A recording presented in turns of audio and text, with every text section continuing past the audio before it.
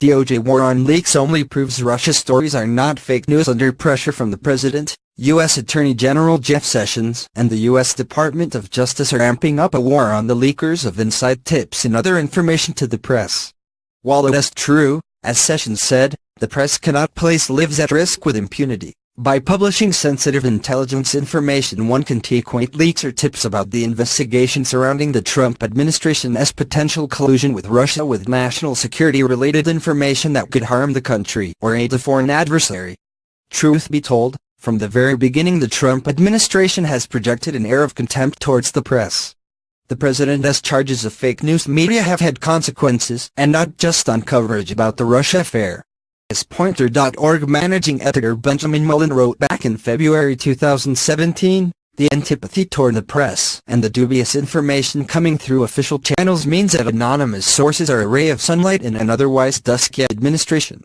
Shunned by officials and subjected to misinformation, reporters are turning to unnamed officials with the approval of their editors. The results have been illuminating. Still, Mullen cautions that Trump's gloves-off relationship with the press only raises the stakes. If an anonymously sourced story is proven false, the White House can use it to cast doubt on every article or reported on background. But the Russia story is still unfolding.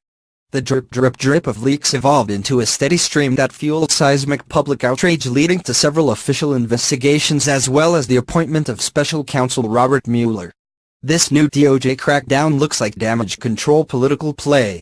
After all, the government blesses leaks when they work to advance their agenda. Think former New York Times reporter Judith Miller, the Iraq War and the Litany of Bees. News plants surrounding that hideous splendor that did in fact lead to thousands of lives lost. What's most telling about this new DOJ move? From the very beginning days of the Trump administration, this president has labeled the Russia story a ruse.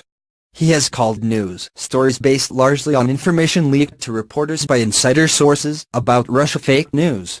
But by pouring precious resources into this leak hunt, 3 times as many investigations of leaks as the last administration, a pronounced and muscular effort to snuff out anonymous sources, President Trump appears to be acknowledging that all those Russia news stories are not fake news after all. They are in fact real. And they are simply driving the president bonkers.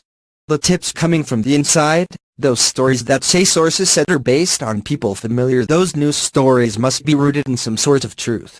We probably wouldn't be seeing this tremendous DOJ effort if they weren't.